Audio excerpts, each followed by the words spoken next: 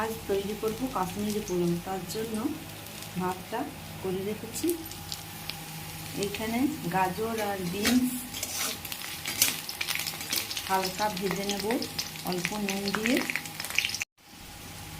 হালকা ভাজা হয়ে গেলে এতে কাজু, কিশমিশ, আমন্ড, পেস্তা, খেজুর সব দিয়ে দেবো। বাদামগুলো সব ভাজা হয়ে গেলে কুচনো আপেল দিয়ে দেবো। এরপরে আগে থেকে তৈরি করে রাখা ভাতটা দিয়ে দেবো। এতে অল্প একটু চিনি দিয়ে দিলাম।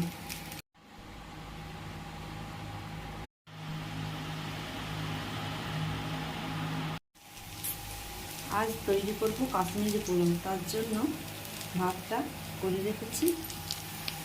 এইখানে গাজর আর